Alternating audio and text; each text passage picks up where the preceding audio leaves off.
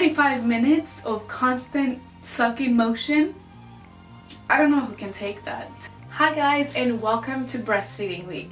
For the next 7 days, we're going to be covering a different breastfeeding topic every single day. We're going to cover things like plugged milk ducts, how to increase your milk supply, breastfeeding in public, and more.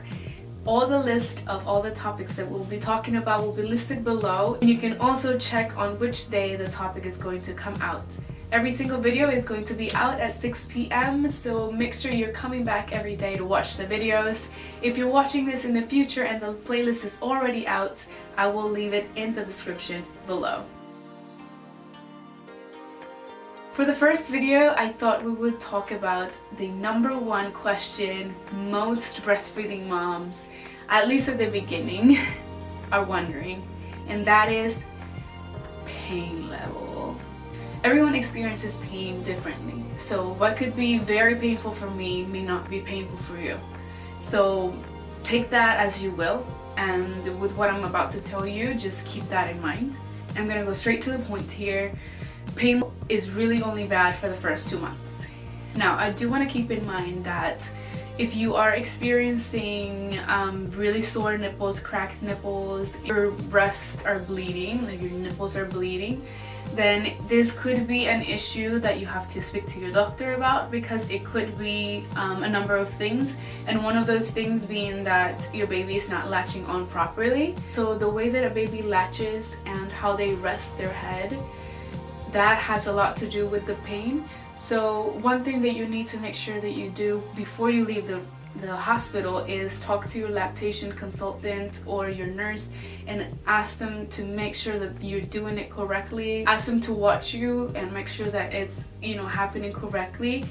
Also take a look at your nipples after you've been doing it for a long time, if they can do that, and let you know if it seems like everything is right or normal, or if your nipple is more sensitive or cracked than it should be. Because I'm not gonna lie, mine were a little bit cracked at the beginning, but they were never to the point where they were bleeding really bad, but they were cracked because of the soreness at the beginning. So she said that was normal. But besides that, one thing that I was doing wrong the first couple of days she was born, that I was still at the hospital, is I was not holding her head up when she was sucking. So she would be sucking and I would just let her head just sort of rest on the pillow or on the bed or whatever she was on.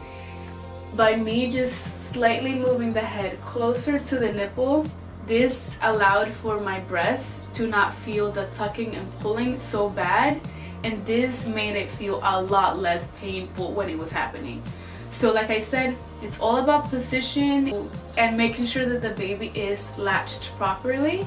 This will make sure that you don't experience pain to where it's really not supposed to be, but you are going to experience some kind of pain. And what happens when you only breastfeed your baby and you're not supplementing with anything at all? So we're talking about like newborn stage here. You breastfeed so frequently that because of that, that's why you really experience pain. And the pain only happens because, again, your nipple is sore from all this sucking going on at all times. Sometimes a feeding for a newborn will last anywhere from 15 minutes to 45 minutes. It depends on your baby. 45 minutes of constant sucking motion, I don't know who can take that. I don't know. And then on top of that, maybe you'll have like another half an hour to an hour of break, and then you start all over again. So unfortunately, your nipple doesn't have enough time to recuperate from the feeding, and now it has to do it all over again. And because of that, that's when you start feeling like, okay, my nipples are on fire, I'm about to murder someone, I am in so much pain. It is painful. I'm not gonna lie, it's painful. But again, it only lasts the first 2 months, at least for me. It only lasted the first 2 months, and my baby was feeding on demand, and it was feeding very frequently. I would have to constantly be